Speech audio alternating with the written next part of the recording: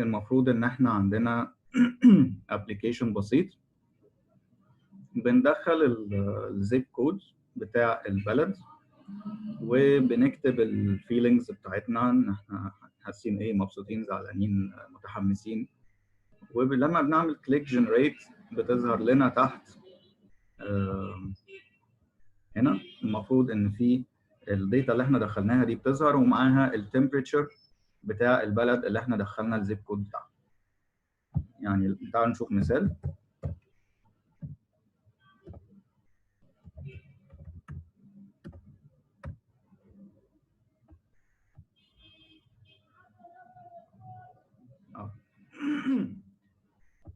سوري، السيرفر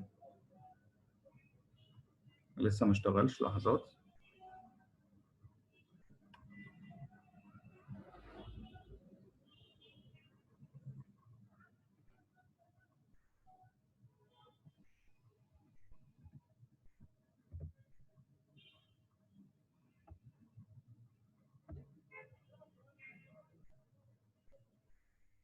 تمام كده السيرفر شغال. طبعا البروجكت بتاعنا بيعتمد المره دي على ان هيبقى فيه سيرفر هنبعت له جزء من البيانات، وفي الاخر السيرفر هيبعت لنا البيانات كلها عشان تظهر عندنا زي ما احنا شايفين.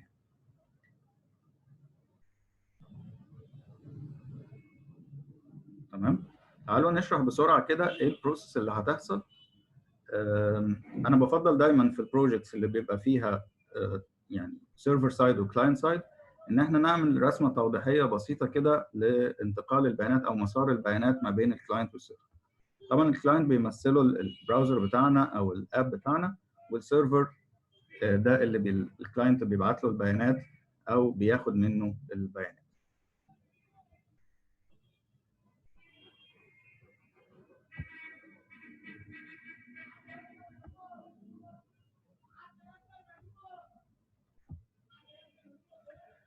ده اليوزر بتاعنا. المفروض ان اليوزر بيدخل للكلاينت او للاب بتاعنا، بيدخل له الزيب كود والفيلينجز بتاعته زي ما شفنا في الصوره النهائيه للبروجكت. والاب مبرمج اوتوماتيك ان هو يحسب الديت بتاع النهارده، تاريخ النهارده. بيحصل ايه بعد كده؟ الكلاينت بيبعت للاي بي اي اللي هو الويب سايت اللي هناخد منه التمبريتشر، بيبعت له الديت تاريخ النهارده والزيب كود بتاع البلد اللي احنا عايزين نشوف الجو بتاعها عامل ايه. الاي بي اي بيرد عليه بالتمبريتشر. بيجي بعد كده الكلاينت سوري بيبعت الديت بتاع النهارده والتمبريتشر اللي جاله من الاي بي اي مع الفيلينجز اللي دخلها اليوزر، بيبعتها للسيرفر، والسيرفر بيرد عليه بكل الداتا اللي عنده، وبتظهر في الاخر زي ما شفنا في اليوزر انترفيس اللي هو اليو اي. بتظهر قدامنا في الجزء الاخير من تحت كل الداتا اللي احنا عايزينها، الديت والتمبريتشر والفيلينجز. في الجزء اللي بيبعته الكلاينت للسيرفر ده بيبقى بوست ريكويست، معناها ان الاب بيبعت داتا للسيرفر، والداتا اللي بيستقبلها الكلاينت من السيرفر ده بيبقى اسمه جيت ريكويست، معناها ان الاب is getting data from the server. الاب بيستقبل داتا من السيرفر. لو تعودنا ان احنا نرسم، طبعا يعني احنا لما نيجي نرسم ممكن نرسم رسمه بسيطه عن كده خالص بالورقه والقلم، بس نعرف مسارات البيانات بتاعنا ماشيه ازاي. دي بتسهل لنا كتير بعد كده لما نيجي نشتغل.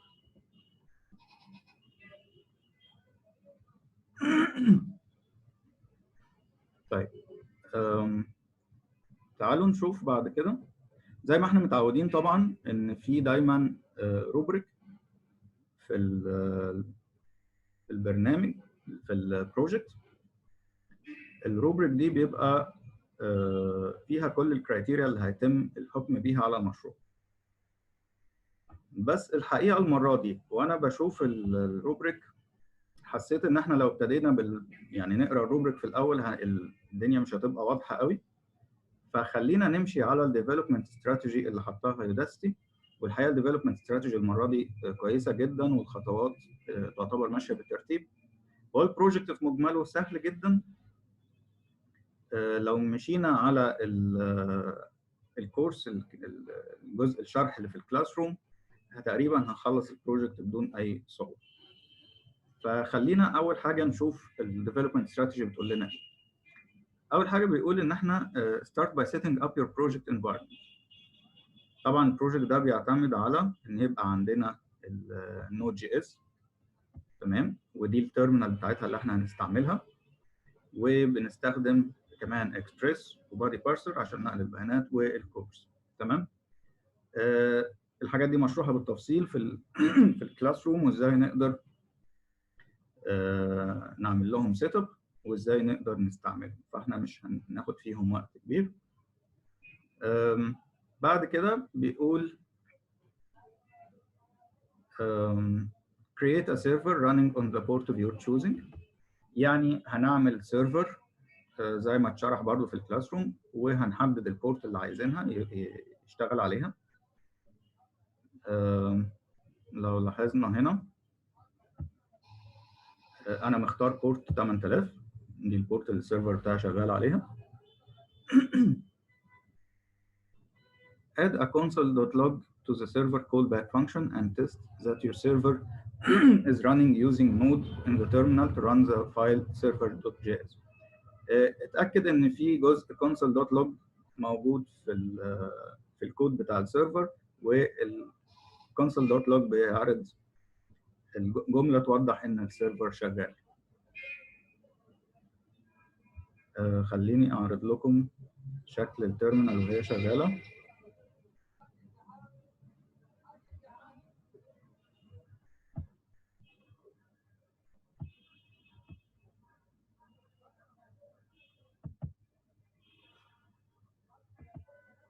زي ما احنا شايفين ان هنا ده شكل التيرمينال وشغال فيه السيرفر. طبعا بنتاكد ان احنا الاول جوه الفولدر اللي فيه الابلكيشن بتاعنا، فيه البروجكت بتاعنا، بنكتب الامر node server.js عشان السيرفر يشتغل ويفتح لنا البروجكت. بعد كده بيدينا في الconsole.log ان السيرفر running on localhost 8000، تمام. زي ما هو واضح ده جزء البيانات اللي احنا طلبناها من شويه، التاريخ والتمبريتشر والفيلينجز اللي احنا دخلناها وظهرت لنا على الكلاينت سايد او في البراوزر. يعني دي اتبعتت من السيرفر للكلاينت، عشان كده هي الداتا موجوده هنا برضه. خلينا نتفق على حاجه، احنا عندنا سيرفر سايد وكلاينت سايد. كل الكود اللي مكتوب في الفايل بتاع server.js لو في console.log او في اي حاجه فيها console.log تبع السيرفر.js هتظهر لنا في التيرمينال، لان ده خاص بالسيرفر. الجزء الخاص بالapp.js ده هيظهر لنا في البراوزر، لان ده خاص بالكلاينت، تمام. تعالوا نرجع لل development strategy. فاتفقنا ان احنا هنعمل السيرفر بتاعنا وهنحدد البورت، وهنكتب جمله في الconsole.log عشان توضح لنا ان السيرفر شغال. بعد كده بيقول لنا add get route that returns project data object in your server code, then add a post route that adds incoming data to project data. زي ما شفنا في السلايد البسيطه، حرق المسار بتاع البيانات ان الكلاينت لما بعت الداتا للسيرفر كان عن طريق البوست راوت، ولما استقبل الداتا من السيرفر كان عن طريق الجيت راوت. يقول لك البوست راوت should anticipate receiving 3 pieces of data from the request body. محتاجين 3 حاجات، محتاجين التمبريتشر، محتاجين الديت، ومحتاجين اليوزر ريسبونس اللي هي كانت الفيلينجز في الاب، تمام. واتاكد ان البوست راوت set up to add each of these value with a key to project data. تعالوا نبص بصه سريعه كده على الكود بتاع السيرفر سايد عشان نشوف هو معمول ازاي.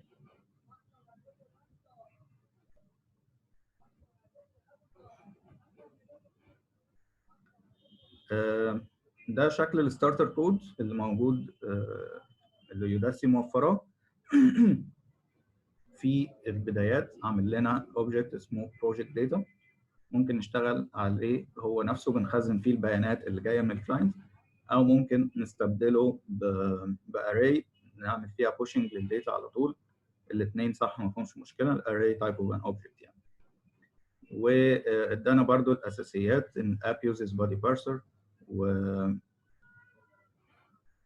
الاب يوزز اكسبريس، ومحدد هنا الفولدر اللي هنشتغل عليه اللي فيه الفايلز بتاعتنا الindex.html وفي الapp.js وفي الCSS فايل اللي هو اسمه ويب سايت. عشان ما نقعدش نكتب كود من اول وجديد، فانا يعني هعرض لكم الصوره النهائيه للسيرفر بعد ما الفايل خلص. طبعا باكد ان احنا مش عايزين ننقل كود بالظبط عشان ده بيعتبر بلاجيرزم، ودي ممكن تسبب لنا مشكله عشان ده يعتبر نوع من الغش. فالكود هنا الموجود لتوضيح الفكره فقط، لكن هنحاول ان احنا ما ننقلوش بالظبط هو. تمام. انا هعرض في عجاله لان كل ده مشروح في الكلاس روم.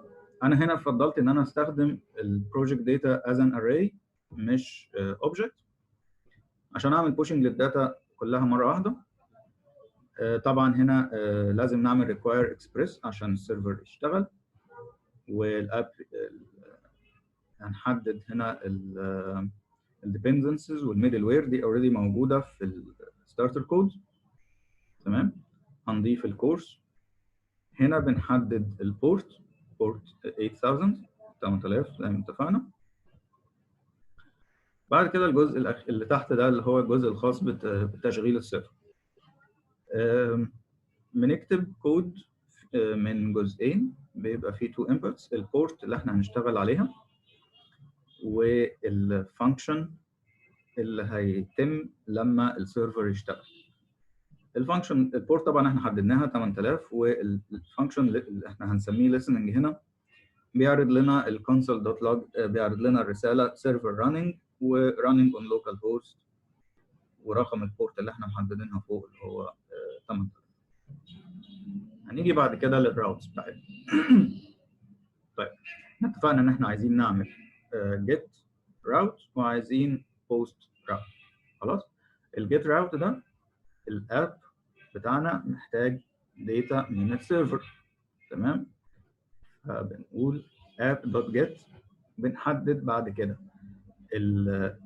الراوت اسمه ايه، هنسميه all مثلا لان هو بياخد كل الداتا اللي جايه من السيرفر، فهنطلق عليه all. ممكن نسميه اي حاجه تاني، ممكن نسميه مايكل مفيش مشكله، ممكن نسميه باسمك يعني مفيش مشكله خالص، بس بنحاول دايما الكلمات اللي بنستخدمها تبقى معبره عن الفكره والمحتوى عشان يبقى سهل بعد كده لما نقرا الكود نقدر نفهم هو بيقول ايه. فاحنا عندنا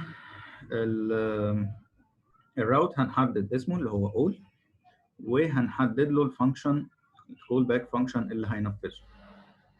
كول باك فانكشن اسمه send data، يعني بنقول للسيرفر لما هيجي لك ريكويست من الاب get request، يعني الاب عايز منك داتا ابعت له الداتا اللي هو عايزها.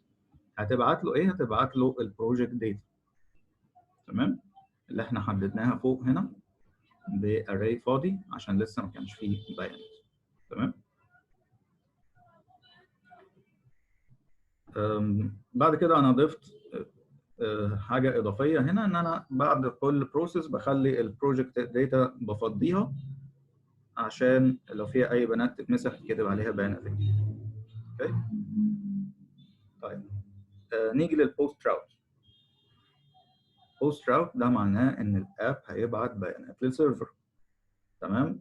فهيضيف بيانات للسيرفر، فاحنا هنسميه مجازا الراوت ده هنسميه اد، والفانكشن هنسميه اد داتا.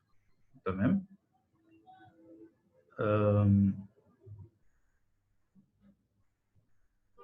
في الفانكشن ده بنقول له console.log request.body، يعني البادي اللي جاي لك من الاب اعرضه على الكونسول. الكونسول بتاعنا زي ما شفنا الكونسول خاص بالسيرفر بيتعرض دايما في التيرمينال بتاعت النود. تمام. ايه البيانات اللي انت هتاخدها؟ هتاخد الديت وهتاخد التمبريتشر وهتاخد الكونتنت اللي هي الفيلينج. وبعد ما تسجل البيانات دي من الداتا اللي جايه لك من الاب، ضيف البيانات دي كلها على البروجكت داتا، بروجكت داتا دوت بوش نيو انتري اللي احنا سجلنا فيه البيانات بتاعتنا. تمام كده بسرعه يعتبر جزء السيرفر خلص على حسب الانستراكشنز اللي جايه في البروجكت. طيب تعالوا نرجع نكمل نشوف ايه تاني عندنا.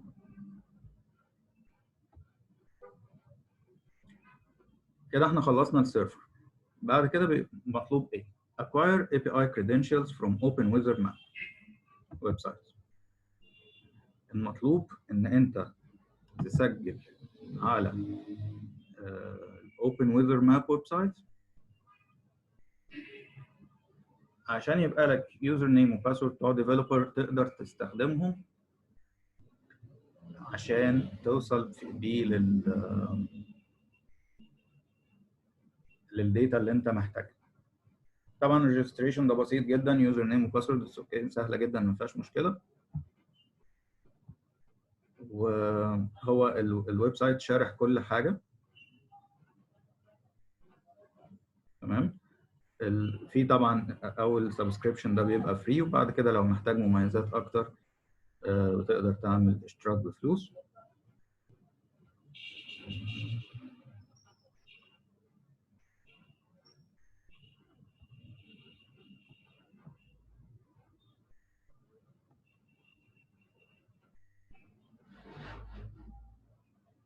تعالوا نشوف how to start in 3 simple steps.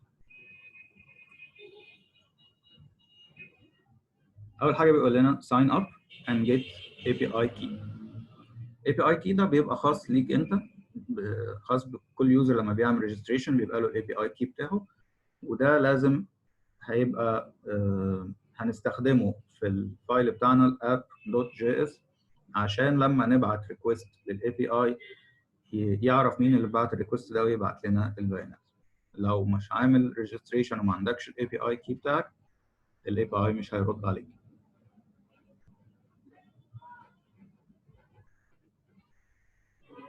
اوكي طيب بعد كده بيديك هنا ازاي تستخدم الاي بي اي كي في الاي بي اي كول بتاعتك. الاي بي اي كول ده اليو ار ال اللي هنستخدمه، اللي هنكتبه في الاب بتاعنا عشان نجيب منه الداتا المطلوبه اللي هي الويزر داتا. فهو مدينا هنا المثال api.openweathermap.org كذا كذا كذا اي بعد هنا الاب اي دي المفروض انك بتكتب الاي بي اي كي بتاعك. تمام. وهنا بعد الفوركاست كويري اي دي المفروض ان احنا هنا هنكتب الزيب كود. تمام. فدول مهمين برضو عشان دول اللي هنستخدمهم في الاب دوت جي اس. اوكي طيب عملنا الكريدنشالز، سجلنا على الموقع، وبقى معانا الاي بي اي كي بتاعنا. تعالوا نشوف الخطوه اللي بعد كده. يقول لنا ايه؟ استخدم الكريدنشالز دي والبيز يو ار ال to create global variables at the top of your app.js code. بعدين write async functions using fetch to make a GET request to the OpenWeatherMap API.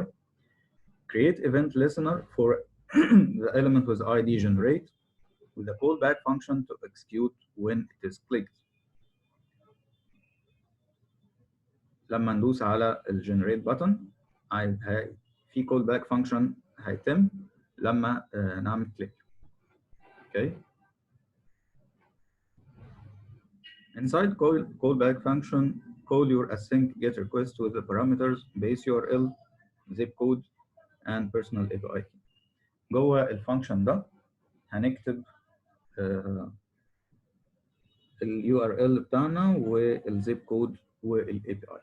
طيب تعالوا نبص على شكل الفايل بتاعنا الاب.js عامل ازاي. كده كله واضح ولا في حاجة مش واضحة في الجزء الأولاني؟ نكمل؟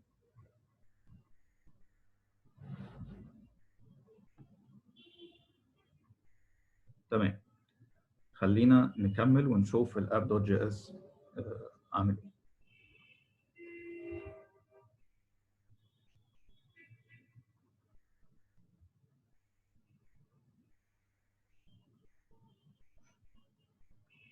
ده الاب دوت جي اس بتاع الستارتر كود، مش موجود فيه غير الكود اللي بيحدد الديت اوتوماتيك. زي ما قلنا الاب هيبقى متبرمج ان هو يعرف التاريخ بتاع اليوم بطريقه اوتوماتيك، فهو ده الكود اللي هيحدد لنا التاريخ. تمام. نيو ديت ده بيتعرف على التاريخ، ولو استخدمت جيت مانث وجيت ديت وجيت فول يير بيكتب لنا التاريخ في صوره شهر يوم سنه بدل ما يطلع لنا التاريخ كامل بالوقت والتايم زون. تمام. تعالوا نشوف الشكل النهائي للاب دوت جي اس.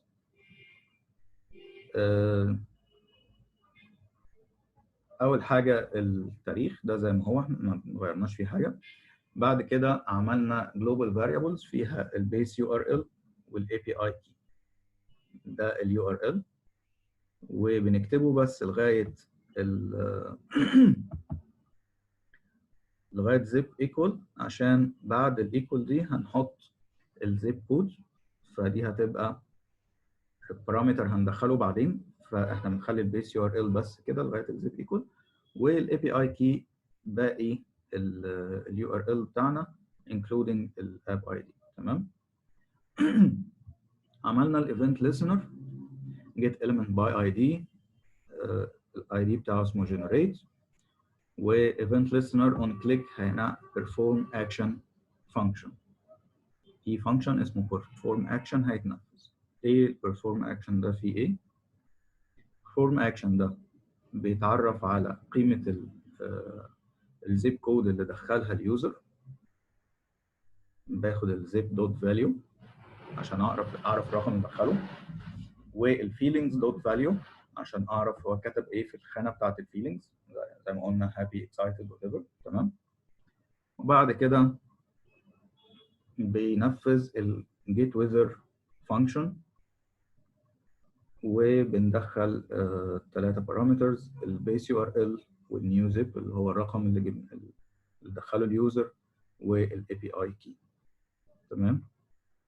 طيب جيت ويذر فانكشن ده ايه بقى؟ ده اللي هو اللي كان بيقول عليه في الانستراكشن، اللي هو هيجيب الداتا من الاي بي اي باستخدام fetch. هو async function باستخدام الفيتش.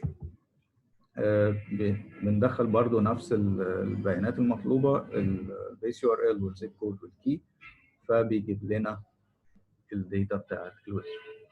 اوكي. تمام جدا. جبنا الداتا،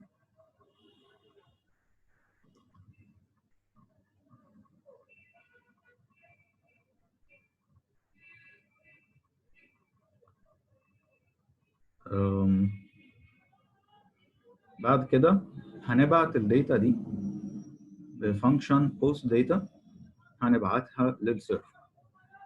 لو فاكرين السيرفر هيسجل الديت وهيسجل التمبريتشر وهيسجل الكونتنت او اللي هي الفيلدز. تمام. فانا دي الحاجات اللي انا عايز ابعتها للسيرفر عن طريق الفانكشن بوست داتا. فانكشن بوست داتا ده بيقول ايه؟ ده برضو async فانكشن بيبعت للسيرفر عن طريق ان انا بدخل له اليو ار ال اللي هبعت عليه، اللي هو البوست راوت اللي احنا حددناه في السيرفر، والداتا بتبقى في صوره اوبجكت. الاوبجكت ده بيحتوي على ثلاث حاجات اللي هم الديت والتمبريتشر والفيلينجز. دول بيبعتهم للسيرفر، والسيرفر بيسجلهم هناك، بيخزنهم في الاري اسمها بروجكت داتا. تمام. طيب ده كلام جميل. ايه اللي هيحصل بعد ما نبعت الداتا للسيرفر؟ هنعمل ابديت لليو اي. ابديت يو اي ده فيه ايه بقى؟ ده اللي بيعرض لنا البيانات دي كلها على الشاشه عندنا على البراوزر. الابديت يو اي ده الفانكشن اللي بيبعت الجيت ريكويست، فانكشن تو جيت بروجكت داتا، ده اللي بيبعت الجيت ريكويست عشان ياخد الداتا من السيرفر عن طريق الراوت اول. فبناخد الديت وبناخد التمبريتشر وبناخد الكونتنت، وبنبتدي نعدل في ال inner HTML بتاعت الاليمنتس بتاعتنا اللي هم الديت والتمبريتشر والكونتنت عشان نغير القيمه بتاعتهم بالقيمه اللي جايه من السيرفر. بكده يبقى يعني يعتبر البروجكت خلص، والمفروض ان هو يدينا النتيجه النهائيه اللي احنا شايفينها.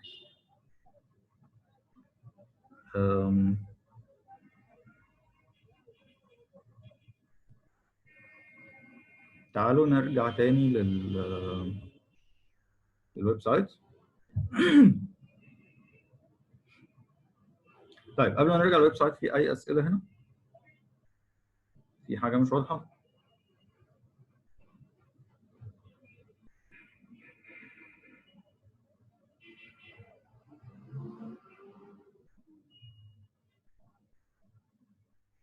طيب هقول ملاحظات بسيطه بس في البروجكت عشان تسهل علينا الشغل بعد كده.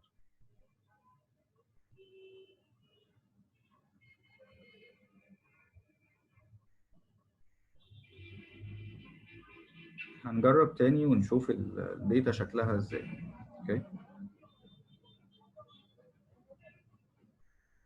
زي ما احنا شايفين في الكونسول هنا، انا بعد ما عملت كليك على الجنريت في داتا جات لي.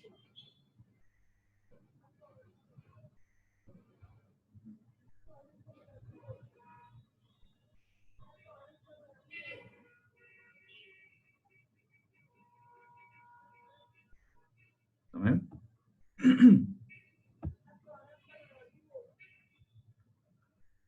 الداتا دي اللي جايه من الاي بي اي. اوكي، فهي كتيره جدا. احنا بنختار يعني اقرب حاجه بتبقى الفيرست element في الاري اللي هو element رقم 0، والتمبريتشر سوري المين اوبجكت اللي جواه التمبريتشر. تمام. عشان كده لو رجعنا للكود بتاعنا هنلاقي ان هنا انا بعت للسيرفر ايه data دوت list. data دي اللي هي جايه من الاي بي اي دوت list اللي هي الاري اللي احنا شفناها. زيرو اندكس اللي هو الفيرست element main دوت temperature، ده اللي انا هبعته للسيرفر عشان يتسجل في البروجكت داتا. تمام.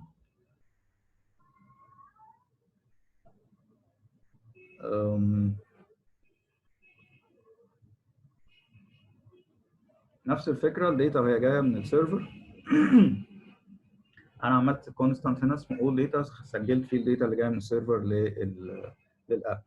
فانا برضه لما هاجي احدد، لان احنا هتبقى جايه في صوره array، فاحنا بناخد الفيرست اندكس فيها، الفيرست element فيها اللي هو اندكس 0، وبناخد الديت منه والتمبريتشر والكونتنت. اوكي، عشان برضه الكود يبقى واضح.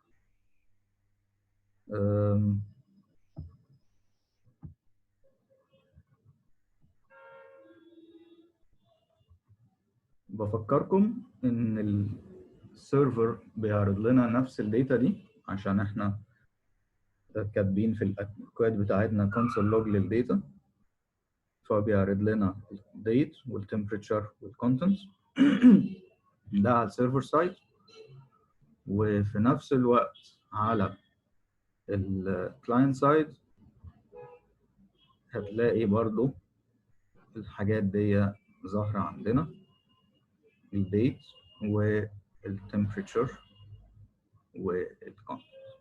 اوكي، هنا الديت ظاهر كامل 29/2/2020 بالتايم زون بكل حاجه، عشان انا استخدمت الفانكشن هو نيو ديت بس من غير ما استخدم get day و get date و get month. لو انا استخدمت الكود بطريقه مختلفه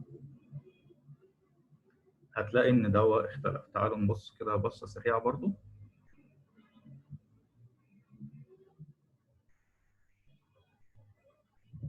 لو انا استخدمت الكود بدل ما واستخدمت نيو ديت هنا، بدل ما استخدم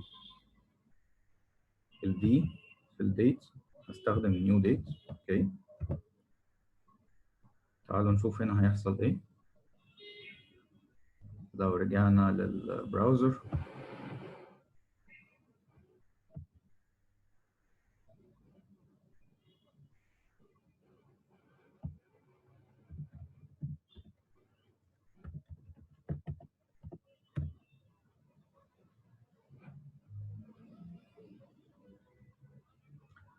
من الواضح هنا ان شكل الديت اختلف بقى، بس مجرد التاريخ بس، مفيش باقي البيانات المطلوبه او يعني اللي كانت معروضه قبل كده هي مش مطلوبه. اوكي، فدي برضو ملاحظه بسيطه. اختاروا اللي عايزين تستخدموه براحتكم، مفيش مشكله ده او ده، بس خلي بالك وانت بتستخدم الجيت مانث ان الجيت مانث لما بيبتدي يعد الشهور بيعتبر ان اول شهر رقم 0، فبالتالي يناير هيبقى 0، فبراير هيبقى 1، وهكذا. عشان كده لما استخدمت الكود زودت 1 على جيت مانث عشان يديني التاريخ المظبوط. اوكي، تقريبا ده كل المعلومات المطلوبه. طيب بعد ما خلصنا الشرح تعالوا نرجع للروبريك ونشوف الكلام اللي مكتوب واضح دلوقتي ولا مش واضح بالنسبه لنا، وهل احنا نفذنا كل اللي مطلوب ولا لا. طيب اول حاجه بيتكلم على النود اند اكسبريس environments. بيقول ان لازم النود والاكسبريس should be installed on the local machine، والproject server.js should require express and should create an instance of their app using express. اعتقد ان احنا غطينا الجزء ده بالفعل. كده نرجع للكود سريعا بتاع السيرفر. ادي instance of the app using express والcode requires express. اوكي، ايه تاني في الروبريك؟ dependencies. Course package should be installed in the project from the command line required in the project file server.js, and the instance of the app should be set up to use course. Body parser package should be installed and included in the project. لو رجعنا هنلاقي ان الحاجات دي بالفعل موجوده. Local server should be running and producing feedback to command line through a working callback function. شفنا مع بعض ان السيرفر بالفعل فيه callback function، وشفنا في الكوماند برومبت ان في مسج ظاهره بتقول ان السيرفر running on localhost 8000. create API credentials on OpenWeather map. عملنا كده بالفعل. طيب نيجي لل APIs and routes. At API endpoint, there should be a JavaScript object named project data initiated in the file server.js to act as the API endpoint.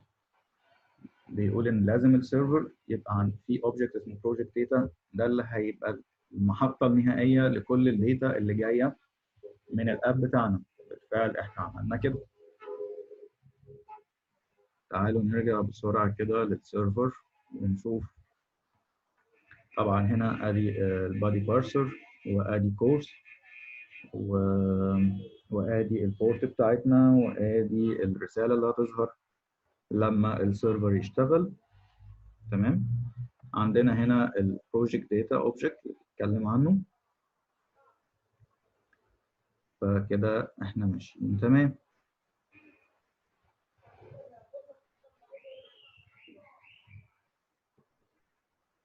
integrating OpenWeatherMap API.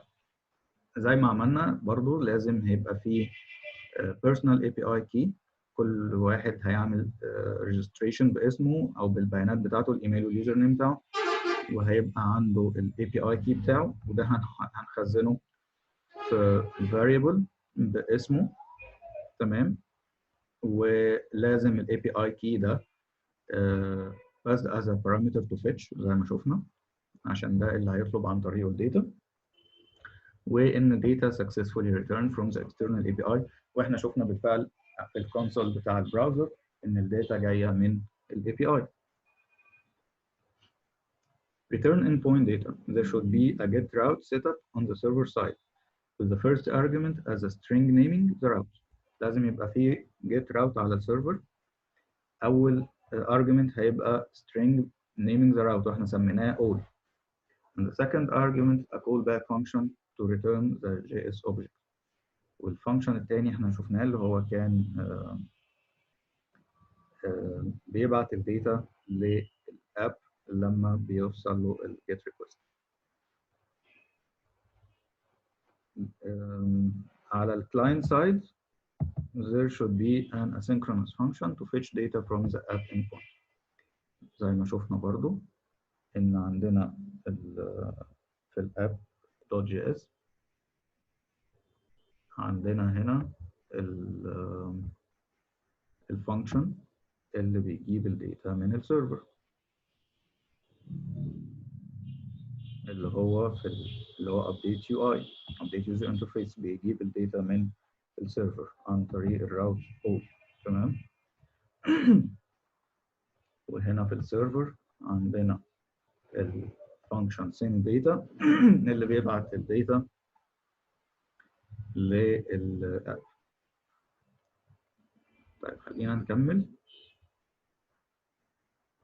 Post route. You should be able to add an entry to the project endpoint using a post route setup on the server side and execute it on the client side as a synchronous function. عملنا بالفعل post route وعملنا function اسمه send data في ال client side أو في الأب اللي بيبعت الداتا اللي جاية من ال API زائد الداتا اللي دخلها اليوزر وبيبعتها للسيرفر. وبيقول هنا إن لازم client side function should take two arguments URL عشان to post data. تمام. اللي هو كان add و object holding the data to post اللي هو الاوبجكت اللي كان بيحتوي على الديت والتمبريتشر والفيلينجز.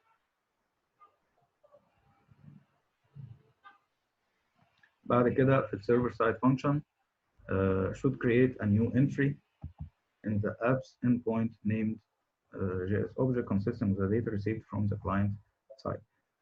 بيقول لنا ان لازم في السيرفر سايد نخزن البيانات دي في الاند بوينت بتاعتنا اللي هي كانت البروجكت داتا. زي ما احنا شايفين هنا ادي البوست راوت اسمه add وفي فانكشن add data. في النيو انتري دي الداتا اللي جايه من الاب هنخزن الديت والتمبريتشر والكونتنت ونضيفهم للبروجكت داتا array فوق. تمام. وهنا في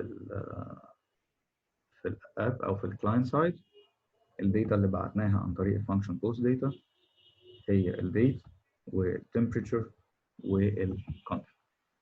لغايه دلوقتي احنا ماشيين صح. خلينا نكمل. بعد كده بيتكلم عن اليو اي او اليوزر انترفيس. بيتكلم على الاليمنتس والاسماء بتاعتهم. Input element with placeholder property set to enter zip code here should have an ID of zip. الحاجات دي كلها هي اصلا جايه في الستارتر كود، فاحنا مش هنغير فيها، فما تقلقوش، هي دي جايه جاهزه زي ما هي كده. بس لازم يعني تبقوا عارفين الاسامي عشان دي اللي هنستخدمها في الكود بتاعتنا لما نيجي نختار element، سواء لما نستخدم كود get element by ID مثلا، فاحنا لازم نبقى عارفين ال IDs بتاعت ال elements دي. اوكي.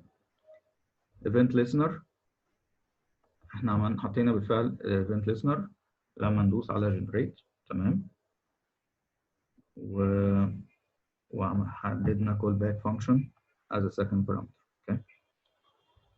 Dynamically update UI sets the properties of existing HTML elements from the DOM using vanilla JavaScript.